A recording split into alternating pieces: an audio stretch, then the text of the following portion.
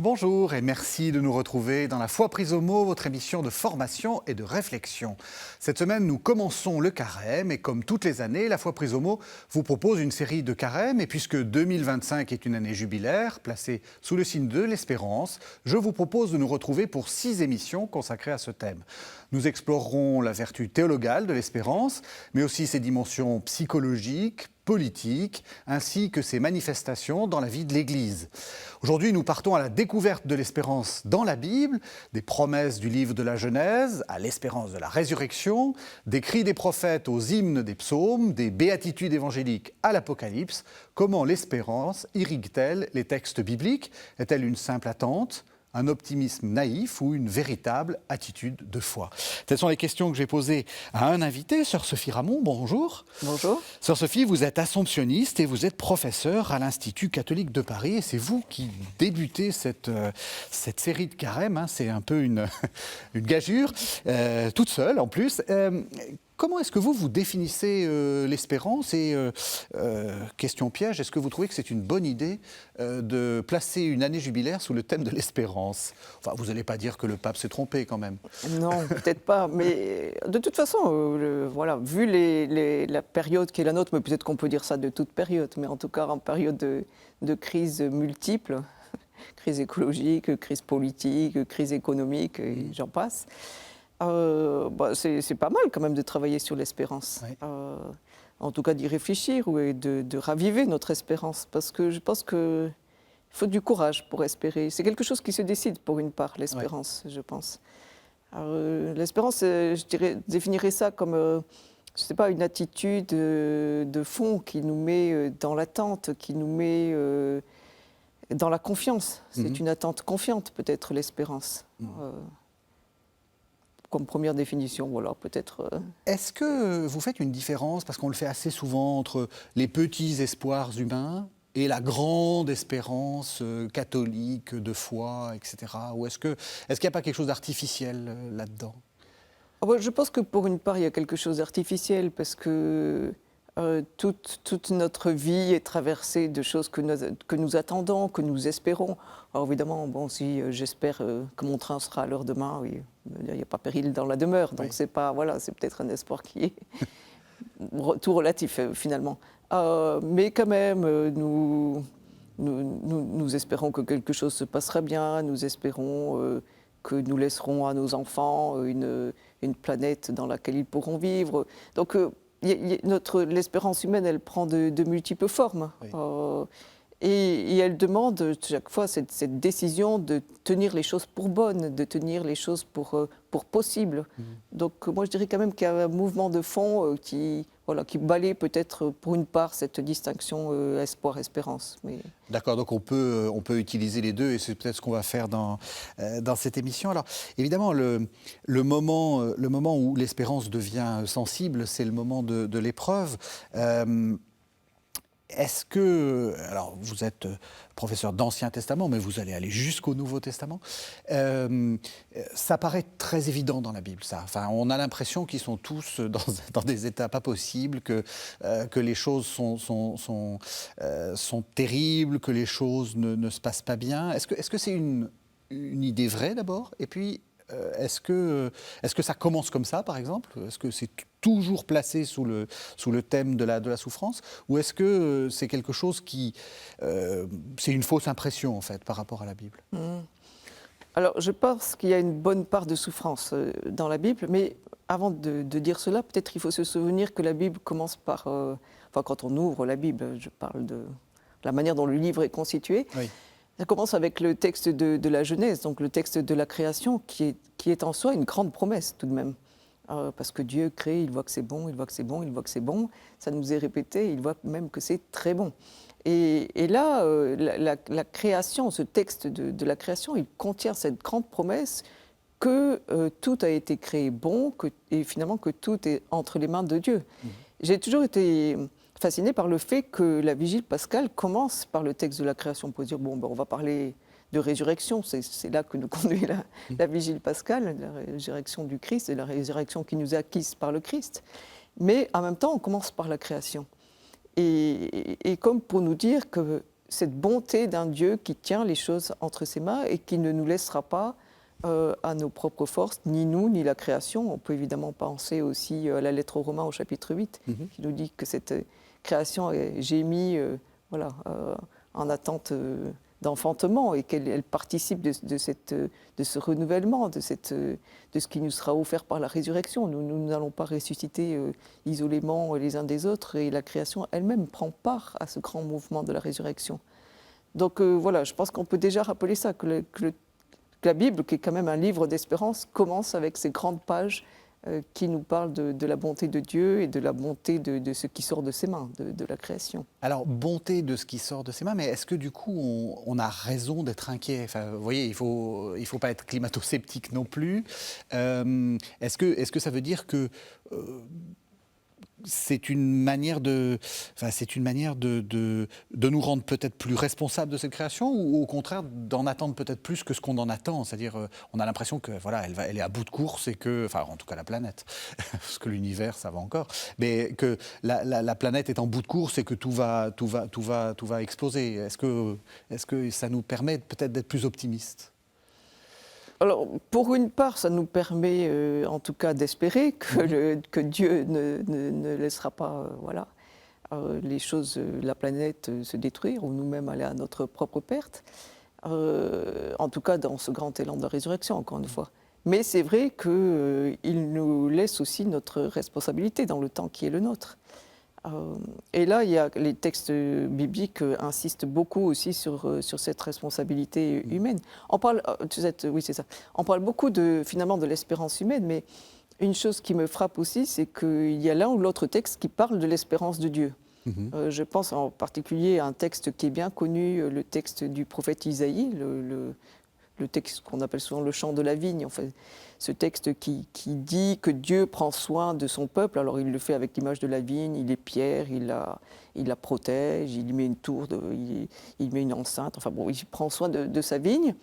Et puis le texte dit, il en espérait de beaux fruits, mais il en est sorti que de mauvais raisins.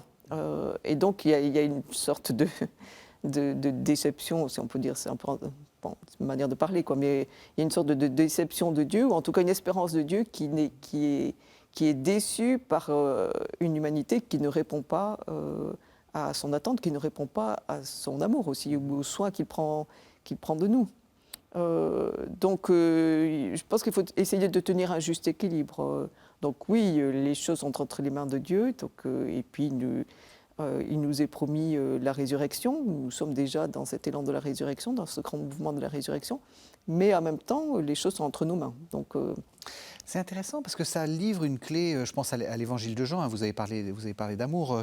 Dieu a tant aimé le monde, voilà, tout le monde connaît ça, et donc il a livré son Fils unique. Dans ce mouvement, il y a de l'espérance, c'est-à-dire que on ne se sacrifie pas pour rien, enfin, faut l'espérer. Et donc ça veut dire qu'il y a quelque chose de l'ordre de l'attente de Dieu envers l'humanité.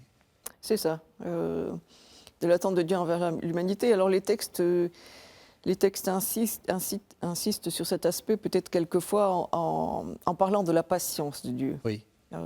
Cette patience de Dieu qui attend que nous revenions de meilleures dispositions, si on peut dire les choses comme ça.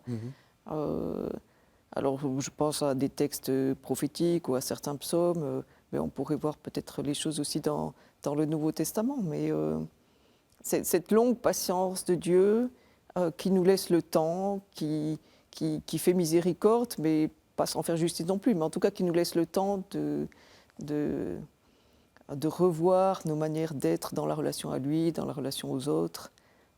Ça, je trouve ça très important. C'est intéressant parce qu'on voit, je pense qu'on le verra dans les autres émissions, mais c'est aussi un art du temps, l'espérance. C'est-à-dire qu'il y a quelque chose qui nous est pas, enfin, qui n'est pas encore complètement de l'ordre du donné, du fait, etc. Et on attend quelque chose. Et donc vous avez raison, il y a quelque chose qui est de l'ordre de la patience, oui, d'être face aux réalités avec une certaine attitude positive. Enfin, c'est pas simplement, une sorte de certitude. Il y a quelque chose qui est de l'ordre du... Enfin, peut-être qu'il y a de la certitude, mais il y a quelque chose qui est de l'ordre de l'attente. Alors, quelque chose qui est dans de l'attente, ça certainement. De la confiance, mais quelquefois, il faut aller chercher assez profondément la confiance. Là, peut-être que pour moi, ce sont peut-être des textes prophétiques qui illustrent le mieux cela. Vous avez plusieurs textes prophétiques, notamment lors de la domination babylonienne. Parce qu'on parlait tout à l'heure de l'espérance qui jaillit en temps d'épreuve, ou qu'on essaie de raviver, en tout cas en temps d'épreuve. On va y revenir, hein, bien entendu. On va y revenir. Oui. Je pense par exemple à la lettre que Jérémie adresse à ceux qui sont exilés à Babylone. Donc c'est au chapitre 29 du livre de Jérémie. Et dans cette lettre qu'il adresse aux exilés, Jérémie il leur dit grosso modo... Bon, écoutez, il faut vous installer, il faut planter, il faut vous marier, enfin voilà, il faut vivre. Il faut vivre votre vie quotidienne parce que, en fait, il va falloir attendre avant que cette histoire connaisse une issue positive. Et il faut attendre 70 ans dans le livre de Jérémie. Je crois que c'est au verset 11... Dieu dit, enfin le prophète dit, Dieu dit par l'intermédiaire du prophète que Dieu va ouvrir une espérance et qu'il va donner un avenir. Et donc là, il faut se remettre dans la situation, on est en exil à Babylone, attendez pendant 70 ans, je vais vous ouvrir un avenir. Bah oui, mais donc c'est long. Et comment maintenir la confiance, voilà. Et c'est pour ça que je dis que c'est quand même quelque chose, pour une part, qui nous est donné, mais à laquelle il faut se disposer, qu'il faut accueillir, qu'il faut décider, pour une part. Il faut du courage, je pense, pour on va y espérer. revenir, parce que ça, je crois que c'est une idée peut-être quand même, il faudra conclure là-dessus. Alors, revenons à la question donc de l'épreuve. Est-ce que d'abord, ma question un peu naïve, hein, est-ce qu'il y a beaucoup de souffrance dans ce livre ? Et pourquoi, en fait ? Alors, il y a beaucoup de souffrance. Et la Bible a parfois été définie comme un livre de résilience ou de résistance, si on peut dire les choses comme ça. Il y a beaucoup de souffrance, d'abord parce que si on regarde du côté de l'Ancien Testament, évidemment, les textes sont très liés à l'histoire d'Israël. Et Israël est un petit pays qui a toujours été dominé par des grandes puissances, en tout cas à l'époque qui est retracée par les textes bibliques. Donc, quand vous êtes dominé par l'Égypte, par la Syrie, par la Babylonie, par les Perses, par les Grecs, puis par les Romains, bon, de toute façon, voilà, la situation est difficile, avec évidemment des difficultés qui varient au cours de l'histoire. Et puis, quand on regarde le Nouveau Testament, on peut dire que les choses sont plus paisibles, mais quand même, si on regarde les évangiles, ça finit avec la mort de Jésus en croix. Alors après, il y a les apparitions du ressuscité. Mais quand même, les disciples traversent aussi cette crise d'avoir cru en quelqu'un, d'avoir cru que Jésus était le Messie, et puis il est là, il meurt sur la croix. Et peut-être que là, on peut se souvenir du chemin que Jésus fait faire aux disciples d'Emmaüs pour raviver justement en eux l'espérance. Toute cette mémoire des promesses de Dieu, tout ce qu'il a accompli, tout ce qu'il a fait, et puis la manière dont il se fait reconnaître à la fraction du pain. Et là se joue quelque chose de l'espérance, qui est une sortie finalement du désespoir. Mais qu'est-ce qu'ils ont, les disciples d'Emmaüs, entre les mains ? Que Jésus donc leur retrace en écriture, qu'il rappelle qu'il relie son propre parcours à la lumière des Écritures, donc de l'Ancien Testament pour nous, qu'il se fait reconnaître à la fraction du pain et puis il disparaît. Oui. Donc il y a quelque chose de fragile finalement, peut-être aussi dans l'espérance. Et c'est pour ça que nous avons sans cesse besoin de la raviver, de nous entraider, de nous encourager.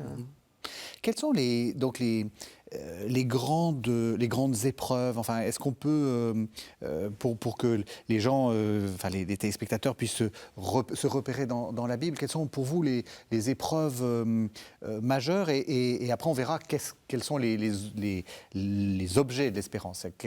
que prêchent les prophètes, le psalmiste, etc. Quels sont voilà, les grands moments où on est dans une situation telle qu'on a besoin d'espérance? Alors, il y a ce qui relève des preuves nationales, si on peut dire les choses comme ça. Et là, je parlais de la domination babylonienne, c'est peut-être la grande épreuve, mais il y en a d'autres évidemment, hein. Mais cette période peut nous aider à comprendre les choses, parce qu'en fait, pendant la domination babylonienne, sont perdues toutes les promesses de Dieu, c'est-à-dire la promesse de la terre, Oui. dont il est question déjà dans la Genèse avec l'appel d'Abraham. Donc la question de la terre, la question du temple, donc, qui est détruit, et puis la royauté. Donc en fait, on a les trois grandes promesses qui traversent les textes de l'Ancien Testament qui sont perdues.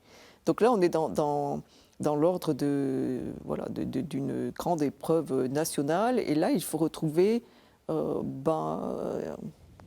faut une explication. Alors, peut-être qu'on pourrait aussi nommer dans l'Ancien Testament, et ça fait d'ailleurs la charnière entre l'Ancien et le Nouveau Testament, aussi la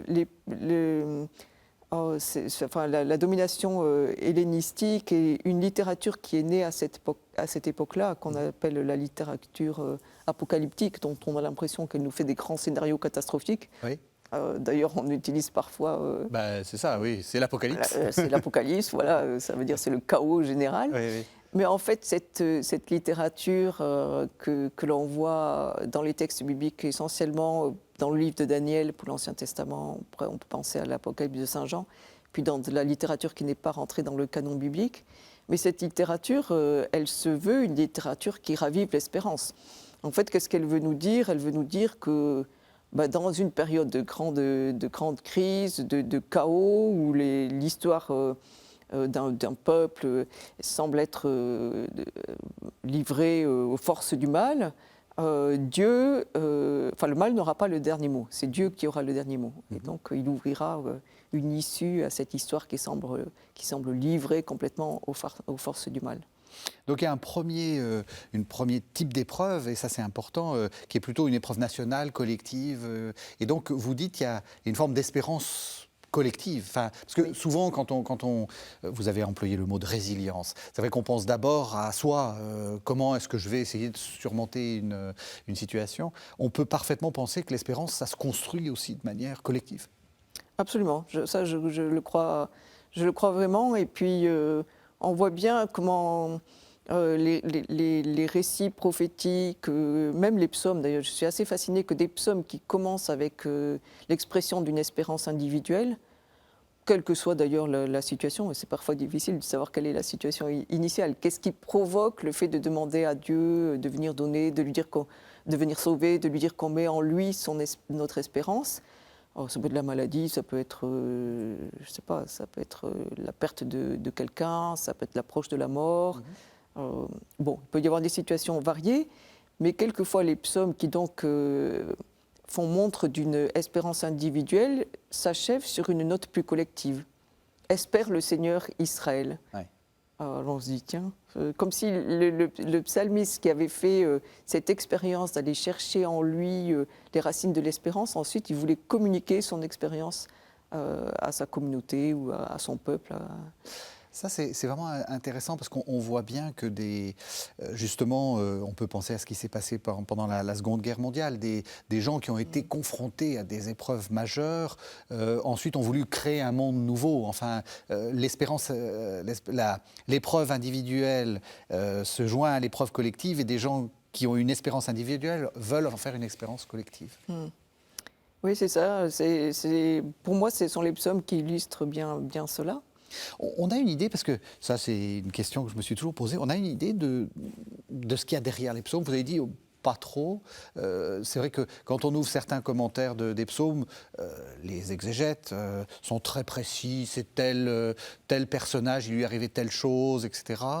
Il y a aussi des traditions, on lit ça au roi David, etc. Mais en vrai, est-ce qu'on sait ce qu'il y a derrière, ou c'est juste un peu de la reconstruction ? Oui, il y a quand même quelques indices littéraires qui peuvent orienter pour donner la situation, pour en dire quelque chose quelque chose d'un peu précis. Mais c'est souvent assez difficile, il faut le reconnaître, sauf quelques psaumes, comme le psaume bien connu, par exemple le psaume 137, au bord des fleuves de Babylone, nous étions assis, tout éplorés. Mhm. Bon, donc là, on est vraiment justement dans une évocation de la domination babylonienne, que le psaume a été écrit pendant ou après, bon, ça c'est un autre sujet. Mais il y a des psaumes il y a des psaumes quand même où on voit que c'est la maladie qui provoque la prière. Il y a des psaumes, de lamentation collective où on sent quand même que précisément c'est encore la domination babylonienne qui est évoquée, ou peut-être parfois aussi la domination assyrienne. Vous avez ces grands psaumes de ce que j'appelle des psaumes de protestation. C'est pas un genre littéraire, mais c'est des psaumes dont l'espérance est très ténue d'ailleurs.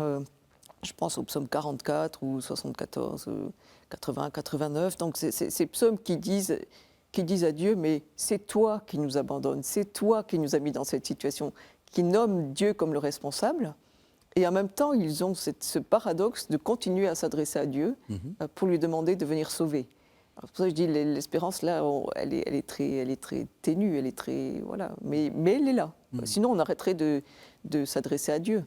Et ça donne peut-être une autre caractéristique de l'espérance, c'est qu'elle est dialogale, elle nous met en dialogue. C'est peut-être de ce point de vue-là le contraire d'une forme de repli sur soi, d'enfermement.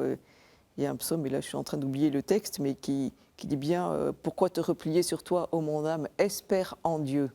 C'est ça. Et c'est assez intéressant. L'espérance, c'est cette disposition que l'on va chercher parfois très profond en soi, mais qui nous maintient dans une ouverture à Dieu, aux autres, à un avenir possible. Voilà. Il y a aussi tous ces psaumes où on a l'impression que le psalmiste est comment dire, assailli par des gens qui sont nombreux, mes ennemis, etc. Alors, on se demande qui c'étaient ces gens, enfin, qui se faisaient autant d'ennemis. Ils ne devaient pas être si sympathiques que ça, les psalmistes.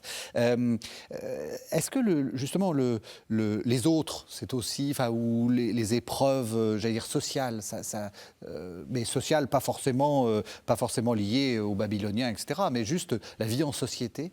Est-ce qu'on peut trouver ça aussi dans la Bible ? Oui. C'est quoi ces psalmistes qui ont autant d'ennemis, enfin ? Oui, oui.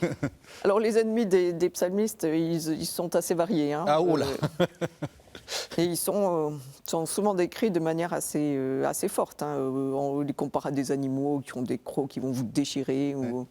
Bon, bref. Donc, ils sont assez sévères, les ennemis des psalmistes. Ils sont assez variés.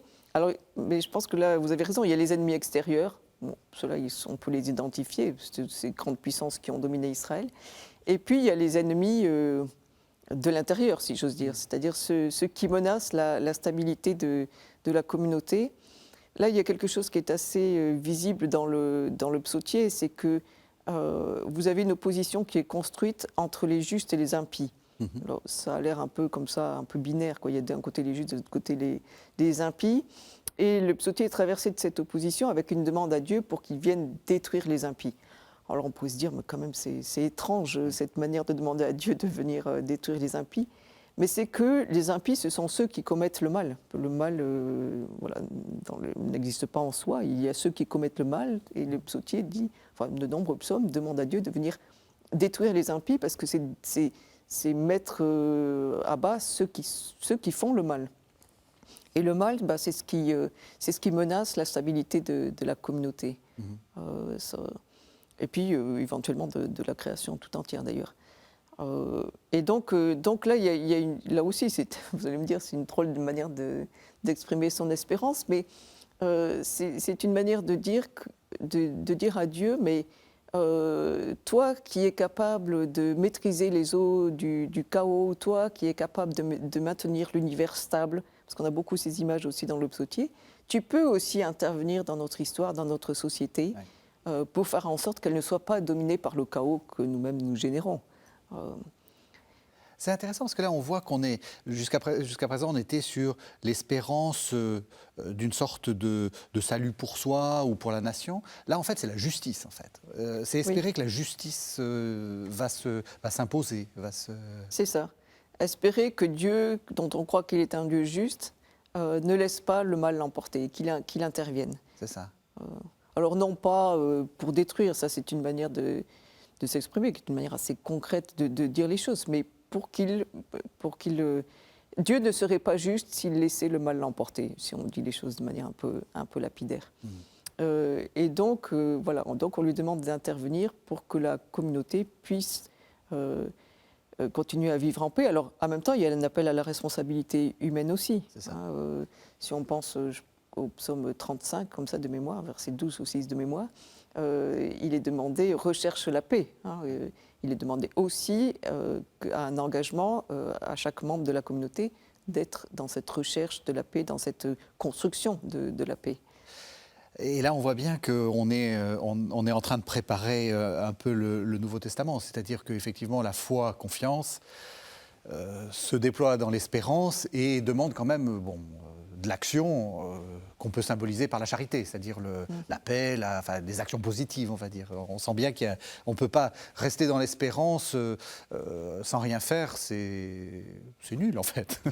Oui. Enfin, nul au sens premier du terme, ça ne fait rien. Enfin, et puis en plus, c'est nul au sens moral du terme. Il y a des chances pour que l'espérance reste un vœu pieux, si on n'agit pas. C'est ça. Alors, vous avez parlé justement de cette question de la justice. Alors, il y a le texte, évidemment, qui pose cette question, qui est le texte de Job. Alors, j'ai envie de vous poser une question un peu piège.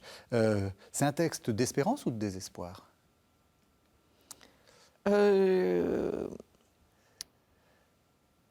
En finale, je pense que c'est un texte d'espérance. Mais c'est peut-être un texte qui nous avertit que l'espérance n'est pas à n'importe quel prix. Parce qu'en fait, c'est l'histoire fictive d'un homme qui est affligé de toute une série de maux. Il perd tout, il perd ses biens, ses enfants, sa famille. Sa santé. Sa santé. Il finit, comme on se l'imagine, sur son tas de fumier. Mais bon, c'est une manière... Ça, le texte ne le dit pas, mais bon, c'est souvent comme ça qu'on représente Job.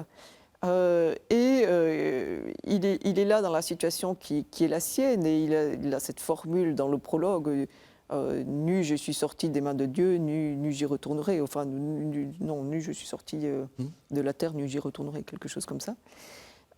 Et sa femme et puis ses amis vont venir lui dire mais alors si tu es dans cette situation, il doit y avoir un problème quelque part. Ça, ce sont surtout les amis donc toutes les conversations avec ses amis tournent autour de cette question qu'on appelle parfois la question de la rétribution, mais dire si nous subissons un mal, c'est que nous avons péché, nous subissons les conséquences de notre péché, parce que Dieu fait du bien à ceux qui font du bien et du mal à ceux qui font du mal, en gros c'est ça. Et Job, Job va mener une sorte de combat, parce que finalement le livre de Job, c'est l'histoire de l'itinéraire d'un individu qui est affronté à une souffrance, qu'on pourrait dire la souffrance de l'innocent, une souffrance qu'il ne comprend pas. Il va protester contre Dieu, lui aussi. Il va faire un procès à Dieu. Il va lui demander de s'expliquer. Et c'est assez étonnant de voir que la seule réponse que Dieu lui fait, en finale du livre, dans les chapitres 38-42, c'est une vaste contemplation de la création. On dit, Dieu est un peu hors sujet, il ne répond pas à Job, il lui fait contempler cette vaste création. Et là, Job comprend que Dieu est là et que Dieu ne l'abandonne pas. Mais comment... Voilà. C'est-à-dire que l'espérance n'efface pas les épreuves. C'est ça. C'est pas... notre vie, elle est traversée d'épreuves que nous comprenons ou que nous ne comprenons pas, de choses que nous avons provoquées et d'autres qui nous tombent sur la tête. La maladie est sans pourquoi. Enfin, je veux dire, la maladie est sans pourquoi, exactement. Ouais. Mais le texte de Job nous invite à traverser l'épreuve avec cette confiance en Dieu. Alors vous allez me dire, une fois qu'on est là, c'est la foi pour rien, la foi de Job. Oui. La foi pour rien. Quel est son appui ? Eh bien, dans le fait que Dieu est créateur. Et là, on revient à ce qu'on évoquait tout à l'heure de cette création qui sort bonne des mains de Dieu, du texte de la Genèse. C'est que Dieu est le créateur. Et que donc, il est là, il nous accompagne, il ne va pas laisser sa créature au néant, aller au néant. Mais je pense que ça définit bien, d'une certaine manière, l'espérance. L'espérance, c'est la foi, elle nous oblige à la foi. Vous savez, c'est la fameuse formule du livre d'Isaïe au chapitre 7, « Si vous ne croyez pas, vous ne vous maintiendrez pas Oui. ». Avec un jeu de mots, puisqu'en hébreu, on a deux fois la racine aman, un croire, amen, voilà, croire et se maintenir. Oui. C'est cela, l'espérance. Et on voit que le début, comme vous le montriez très bien, le début de la Genèse, donc le fait que Dieu est créateur, c'est finalement la réponse ultime. Enfin, si on va au dernier livre de la Bible, l'Apocalypse, on voit bien qu'au fond, c'est ça la réponse à toutes ces bêtes qui montent de la mer, qui montent toutes ces catastrophes sans pourquoi. Dieu est là, quoi. Il est puissant. Dieu est là, il ne laisse pas nos histoires aux forces du mal. Ah, c'est ça. Et c'est d'ailleurs intéressant de voir que dans le livre de l'Apocalypse aussi, il nous est promis un ciel nouveau, une terre nouvelle. Donc on revient à cette dimension d'un Dieu créateur qui prend soin de sa création. La chose qui est difficile, évidemment, mais ça les textes bibliques le disent aussi, c'est que au quotidien ou dans les moments les plus difficiles, on se dit mais où est-ce qu'il est ? Comment est-ce que les choses se passent ? Comment est-ce qu'il prend soin ? Ça reste finalement parfois assez mystérieux, mais il est là. Et c'est ça peut-être, c'est Dieu est là. Et il est du côté de la vie. C'est peut-être ça la grande affirmation qui traverse le texte biblique. Alors justement, ça nous permet d'arriver dans un deuxième temps. On a parlé de l'espérance dans les épreuves et puis surtout des textes qui parlent beaucoup d'épreuves.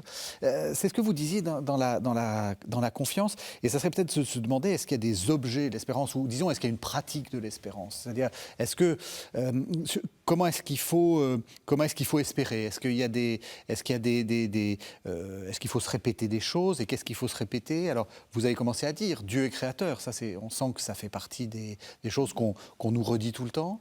Est-ce qu'il y a d'autres mantras, par exemple, je pense au psaume, d'autres mantras de l'espérance ? Il faut se le rappeler en permanence. Peut-être une chose qu'il faut se rappeler, qu'on a déjà évoquée, c'est le fait que l'espérance, elle est dialogale, elle nous ouvre. Oui. Et donc, l'espérance, elle va se maintenir vive si nous luttons contre toute forme de repli ou contre toute forme de découragement. Encore une fois, repensons aux disciples d'Emmaüs qui s'en vont tout attristés. Mais au fur et à mesure que l'histoire avance, ils reconnaîtront que leur cœur était tout brûlant quand Jésus leur parlait. Et donc, il y a peut-être aussi cet aspect du faire mémoire qui est très présent dans les textes bibliques. Faire mémoire de tous les passages de Dieu, faire mémoire de ce que nous avons expérimenté du salut de Dieu, de manière collective ou de manière individuelle. Les textes bibliques ne cessent de faire mémoire. Et en général, le faire mémoire, c'est pour inviter à penser, à croire qu'un avenir est possible. Oui. On relit sans cesse l'événement du passage de la mer, par exemple, la mer des Joncs. Alors si on le fait, c'est pas parce qu'il faut se souvenir du passé, c'est déjà pas mal. Mais il faut se souvenir du passé, parce que le passé nous dit quelque chose pour aujourd'hui et pour demain. Donc peut-être cette dimension de la mémoire est aussi très importante, cette dimension du dialogue, il ne faut pas avoir peur de demander à Dieu. Les psaumes nous donnent les mots en plus pour la prière. Seigneur, sauve-moi. Il y a de multiples expressions pour demander à Dieu d'intervenir. Et puis, je pense que la dernière chose, c'est cette dimension collective de l'espérance. Difficile d'espérer tout seul dans son coin. Je vais revenir sur cette idée de la mémoire parce qu'il va y avoir une émission qui va être consacrée à ça et justement pour créer une espérance politique, une espérance collective, on a besoin de rappeler le passé. On a l'impression que l'espérance, c'est effectivement quelque chose qui projette du passé vers le futur. Enfin, une sorte de mouvement, j'allais dire intellectuel, où on reprend ce que Dieu a les grandes actions de Dieu en se disant ça va continuer. Enfin, donc il faut se rappeler le passé pour pouvoir avoir un futur, ce qui n'est pas du tout... c'est contre-intuitif. On pense plutôt qu'au contraire, il faut se libérer de son passé, enfin, de manière moderne, hein, qu'il faut se libérer de son passé pour enfin pouvoir être libre de son futur. C'est pas comme ça que ça fonctionne dans la Bible. Et ça, je trouve que ça, c'est important de l'analyser mieux. Vous avez dit, on ne cesse de faire mémoire de la mer des roseaux, donc la traversée qu'on appelle quelquefois la mer Rouge, de Moïse. Est-ce qu'il y a aussi d'autres choses qu'on rappelle sans cesse ? Alors oui, il y a la question de peut-être la promesse de la terre, qui est aussi un fil conducteur du texte biblique. Cette promesse d'une terre qui finalement est qui reste souvent une promesse précisément, c'est-à-dire quelque chose que l'on n'atteint pas. Enfin, on peut penser, évidemment, le livre de l'Exode se termine sur le fait qu'on n'entre pas dans la terre. Le livre du Deutéronome, on n'entre pas dans la terre. La lettre aux Hébreux nous dit encore qu'elle est espérée, cette terre. Oui, les patriarches, voilà. on est comme les patriarches, on attend sans fin. Les patriarches pérégrinent, et même s'ils étaient revenus en Canaan, c'est pas la terre, c'est pas la terre espérée. Ouais. Donc il y a cette image qui traverse les textes bibliques qui nous disent aussi que le chemin n'est jamais fini. Nous sommes toujours en route. C'est pour ça l'espérance, il faut sans cesse recommencer. Il faut sans cesse reprendre l'espérance. Je ne sais pas si c'est ce qui me venait un peu à l'esprit. Bon, on a parlé de la création aussi, du fait que la création sort bonne des mains de Dieu. Mais c'est vrai que l'idée que c'est le passé qui fonde le futur, on a l'impression qu'on n'est plus du tout là-dedans. Et pourtant, il y a une forme de sagesse qui est de l'ordre de la confiance, c'est-à-dire essayer de se rappeler que Dieu a fait et donc il fera. C'est ça. Dieu a fait et donc il fera. En même temps, pour nuancer un peu, il y a aussi des textes qui nous disent il va faire de l'inouï, de l'inattendu. C'est ça. Il y a un texte qui est très paradoxal dans le livre d'Isaïe, au chapitre 42, je crois, mais bon, peu importe. Vous passez pas un examen, c'est pas grave. Quand on cite de mémoire, où Dieu dit par l'intermédiaire du prophète, ne ressassez pas les choses d'autrefois. Alors c'est très bizarre parce qu'on dit, bah oui, mais enfin tout le temps, on nous dit de faire mémoire, y compris dans le livre d'Isaïe, et là, il ne faut pas faire mémoire. Donc, mais c'est que Dieu va faire quelque chose de beaucoup plus grand que ce qu'il a déjà accompli. Alors, bon, il y a cette idée que le retour de l'exil à Babylone se dit avec les mots de la sortie d'Égypte, donc de l'Exode précisément. Mais en même temps, c'est de l'inouï, c'est de l'inattendu.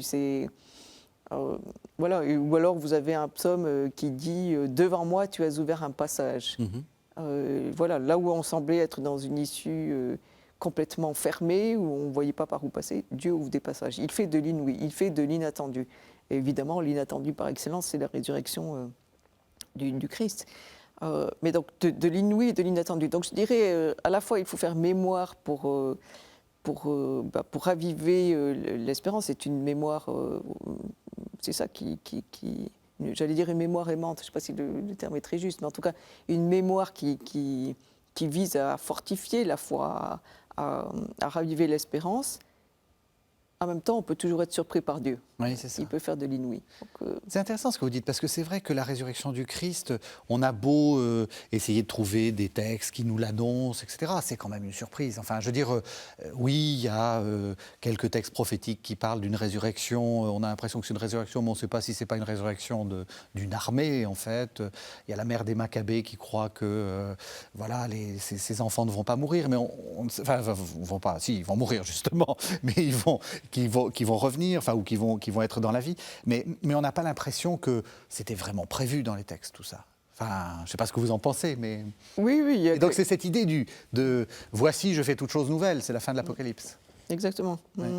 Oui, il y a quelque chose d'un inattendu absolu. Oui. Parce qu'on peut dire, alors, ce qui traverse les textes bibliques, c'est que Dieu est du côté de la vie. Oui. Alors après, ça prend des formes variées.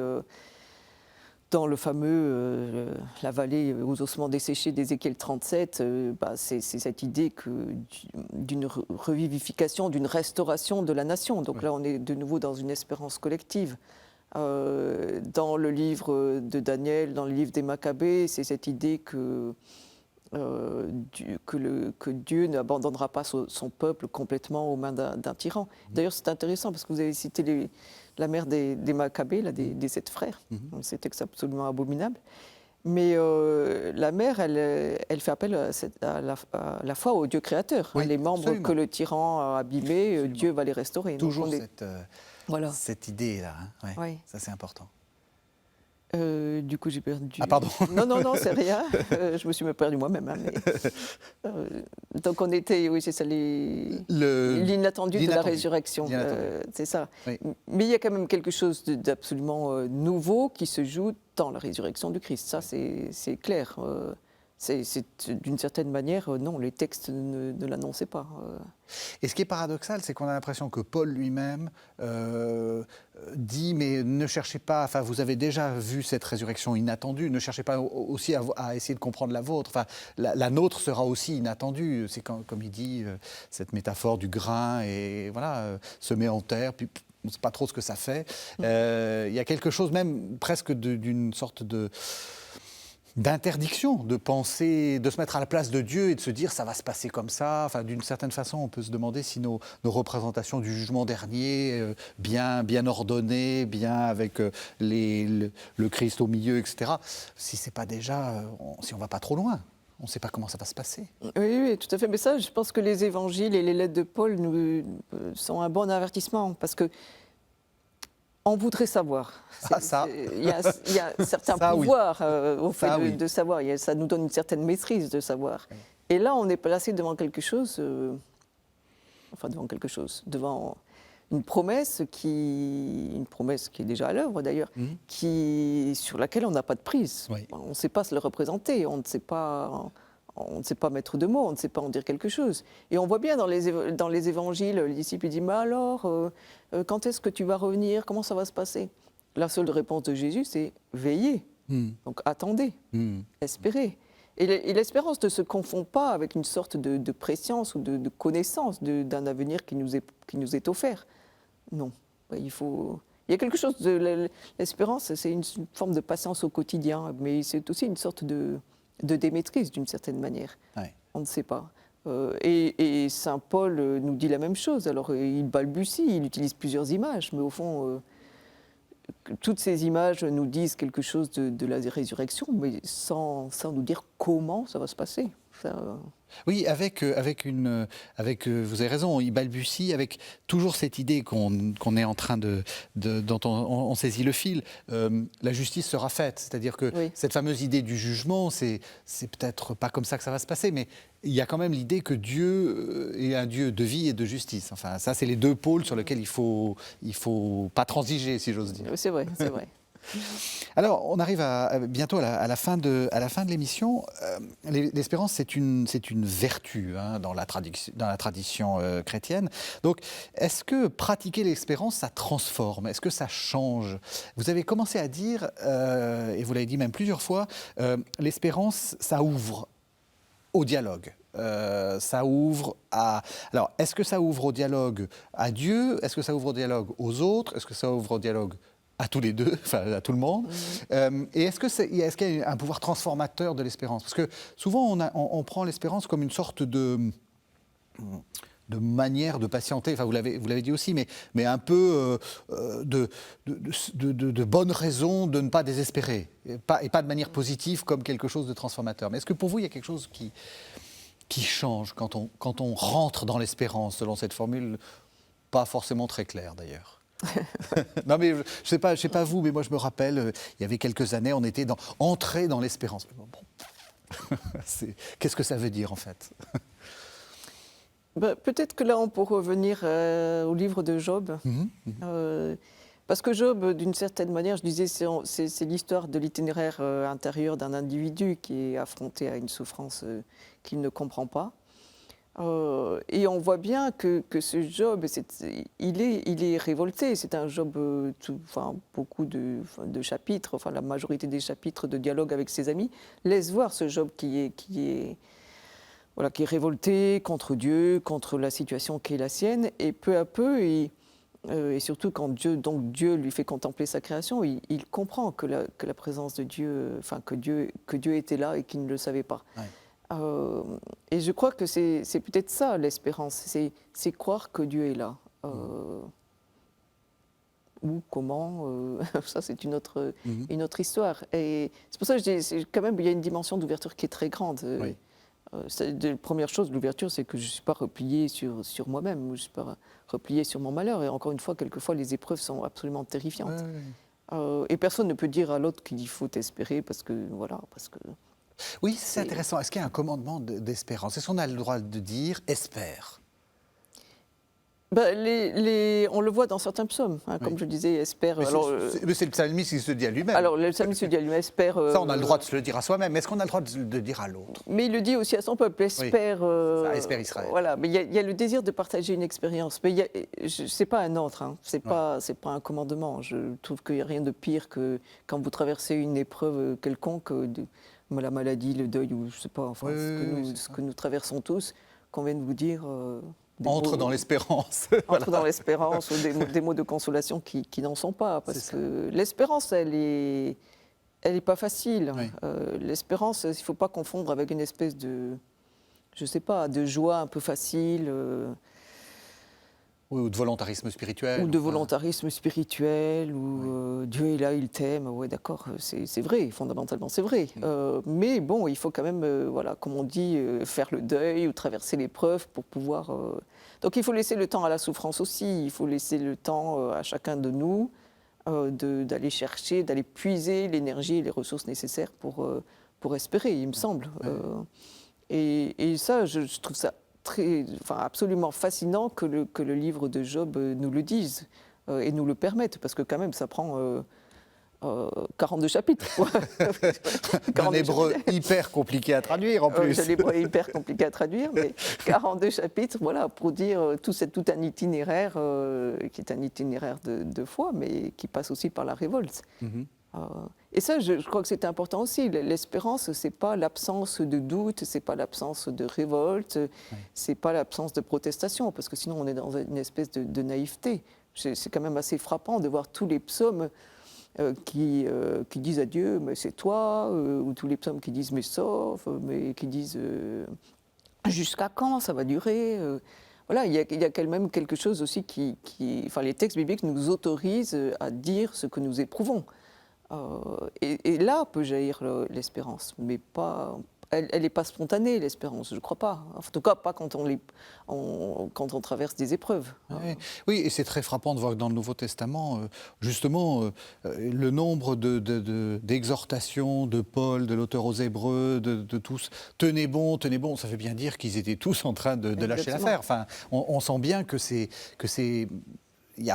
aucune génération n'est héroïque, et surtout pas celle des apôtres. Enfin, eux-mêmes ont désespéré, ou ont quitté l'espérance.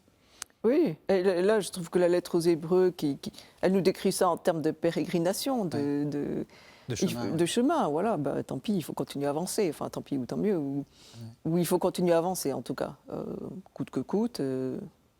Et qu'est-ce que ça change ? En fait, ça sera presque ma dernière question, parce qu'on est à la fin de l'émission. Qu'est-ce que ça change ? Est-ce que ça change quelque chose ? Ou alors, une autre question me vient en même temps. Est-ce qu'on a le choix ? Je veux dire, est-ce que c'est pas la seule possibilité de traverser cette vie, en fait ? C'est sans doute la seule possibilité pour vivre, ou pour vivre vraiment, pour vivre. En ayant conscience du don de Dieu, du don de Dieu que Dieu nous fait, pour vivre pleinement aussi la vie qui nous est donnée. Et là, je pense aussi que c'est important de saisir que les textes du Nouveau Testament nous disent aussi que la résurrection, elle nous est déjà donnée. Oui, absolument. Donc, c'est pas pour demain, non, elle nous est déjà donnée. Et donc, cherchons les voies de la résurrection dans cette vie qui est la nôtre aujourd'hui dans notre vie quotidienne. Même si ce n'est pas toujours facile. On est à la toute fin d'émission. D'habitude, pour le carême, on propose un effort de carême. Quel serait l'effort de carême que vous proposeriez comme bibliste à nos téléspectateurs? Qu'est-ce que vous leur recommandez de lire pour réfléchir à ces questions d'espérance? On a un peu balayé la Bible. Voilà, la semaine qui vient, vous lisez quoi? Eh bien, moi, déjà, je dirais de se réapproprier quelques psaumes. Mhm. Il y a quand même des psaumes qui sont qui nous parlent vraiment de cette espérance, qui nous invitent à faire ce travail d'espérance. Hein, pourquoi te replier sur moi, ô mon âme? Espère en Dieu, par exemple. Après, puisqu'on entre en carême, on a du temps, pour déployer toute l'espérance. Peut-être lisons ces textes qui nous parlent de cette création sortie bonne des mains de Dieu. Ouais. Genèse, puis en écho, Romains 8, l'Apocalypse, comme on l'évoquait. Parce qu'on a envie de porter sur le monde un regard qui est assez pessimiste. Alors en ce moment, voilà, c'est un peu banal de le dire, mais c'est vrai en fait. Voilà, il suffit d'ouvrir les nouvelles, puis on se dit où on va avec la planète. N'importe quel sujet qu'on prenne, il y a de quoi désespérer justement. Mais donc peut-être la première chose, c'est que nous pourrions faire ensemble, c'est d'essayer de croire que les choses sont sorties, que la création est sortie bonne des mains de Dieu, qu'il y a du bon fondamentalement, qui est plus originaire que le mal. C'est pas mal, ça. Eh bien, c'est pas mal. Ça sera le mot de la fin. Un tout grand merci, Sophie Ramon, pour nous avoir fait de balayer toute la Bible pour nous montrer les lieux de l'espérance. Merci beaucoup. Merci de nous avoir suivis. Vous savez que vous pouvez retrouver cette émission sur le site internet de la chaîne, www.ktotv.com, et qu'on se retrouve la semaine prochaine pour un nouveau numéro de la série de Carême.